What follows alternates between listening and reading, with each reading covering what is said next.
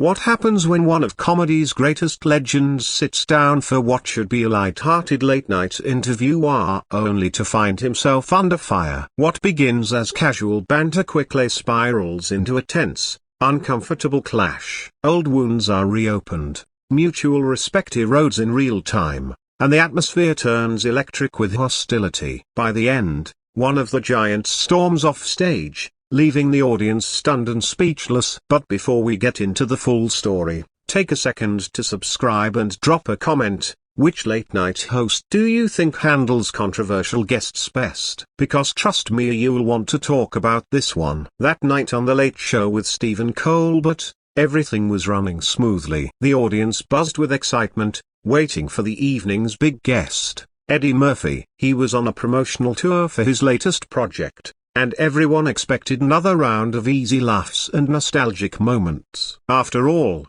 Murphy had been charming audiences all week with tales from his storied career from Saturday Night Live to his blockbuster hits. The show's theme music played, Colbert delivered his usual sharp monologue, and everything seemed business as usual until Murphy walked on stage. While the crowd erupted in applause and Colbert flashed his trademark smile, something felt off. Murphy's grin seemed strained. Colbert's tone, while polite, carried an edge. There was tension, as subtle, but undeniable. "Eddie Murphy, everybody," Colbert said as Murphy took his seat. "Great to have you here. I have to say, watching your career has been quite the journey. From raw, unfiltered stand-up to family-friendly films, so it's been quite an evolution, hasn't it?" The word evolution hung in the air, sounding more like a dig than a compliment. Murphy's smile flickered. "Well, Stephen, any artist grows and changes. That's how we keep things interesting. I've always tried to connect with audience, whether it's edgy material or something families can enjoy." "Right," Colbert replied, clearly unconvinced. "But some would say that growth of the day evolution is really about playing it safe. When's the last time you took a real risk, pushed boundaries like you used to?" The audience quieted. This wasn't the usual playful roast. It felt more like a cross-examination. "I take risks all the time," Murphy answered, his tone cool but firm. "They're just different from the ones I took when I was 25. Maturity shifts your sense of what's worth risking." "Maturity," Colbert echoed, smirking. "Is that what we're calling it?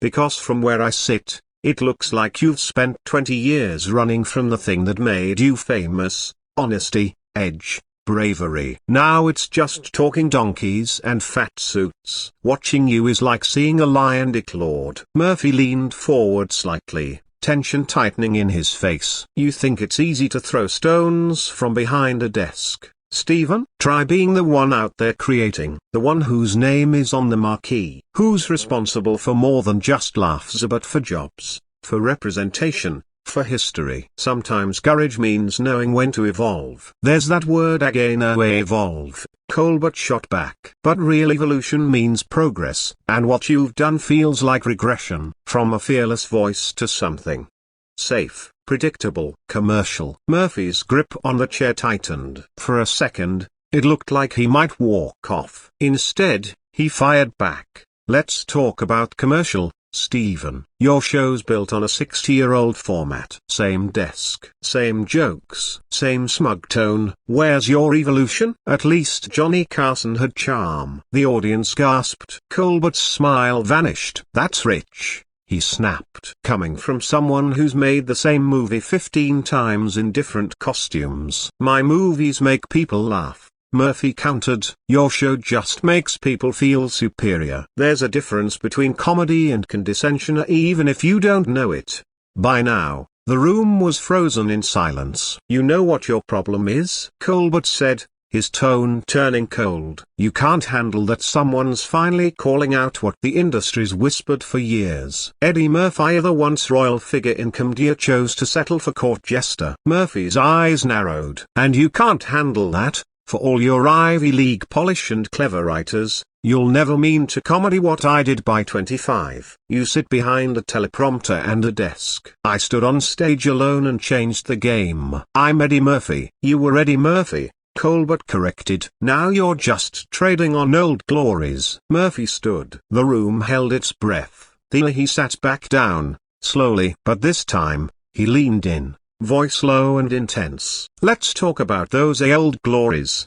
I was a 20-year-old kid from Roosevelt, Long Island, who walked into SNL and changed it forever." Characters still quoted 40 years later. Raw and Delirious didn't just push boundaries, so they redrew them. "And you want to sit there and question courage?" "Different times," Colbert mumbled, but the confidence in his voice had faded. "No, not different times. Scared times," Murphy snapped. "And shows like yours are part of the problem. Safe, preachy, targeting only what's approved." "You think that's comedy?" he continued, unrelenting. "I did family films to prove that a black comedian from New York could carry $100 million movie. That I could make everyone laugh, inner city kids and white kids in the suburbs. That I could be more than the angry black guy white audiences laughed at because he was contained on a stage." "So you're saying your career choices were about race?" Colbert asked, clearly rattled. "I'm saying they were about reality, something you've never had to deal with." "You think putting on fat suits and talking donkeys is a range?" "It's disappearing into characters so completely people forget they're watching Eddie Murphy. That's more range than most comedians dream of." "But at what cost?" Colbert challenged. "You lost your authenticity." Murphy's laughter was dry. "Authentic? What's authentic about you, Stephen?" "You're playing a character right now." The concerned interviewer.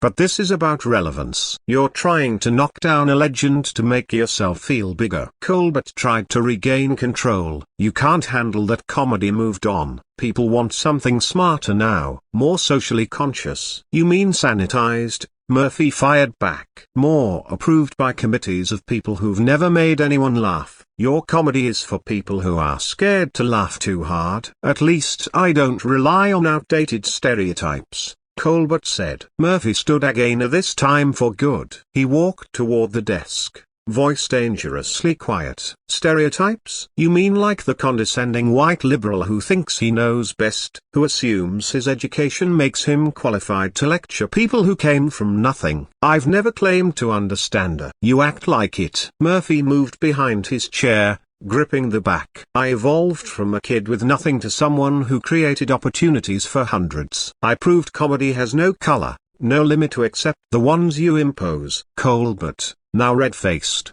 pushed back. "This is about accountability. Your comedy hurt people. It pushed stereotypes that set progress back."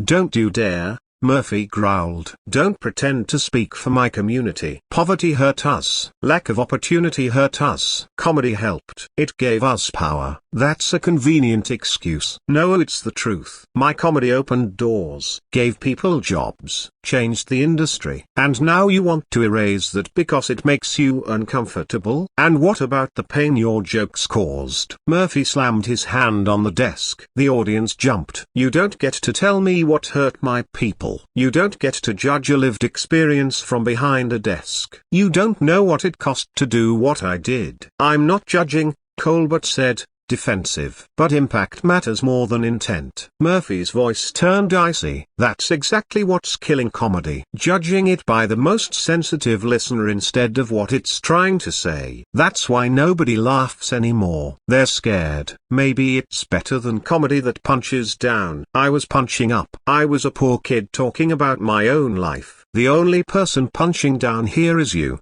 using your show to rewrite my legacy." Colbert stood, meeting Murphy's energy. "Some of us followed standards even when it wasn't profitable." Murphy laughed bitterly. "You mean you played it safe? Real courage is walking on stage with nothing but truth, knowing half the room might walk out but saying it anyway. And what if that truth silences others? Then they should build their own platforms." "I did. No one handed me anything. I earned every second." "That's selfish," Colbert said. "Success without responsibility is selfish." Murphy stared at him for a long beat. When he finally spoke, it was quiet, cutting. "I've met people who hated my work, but none tried to erase it to make themselves feel better, until now."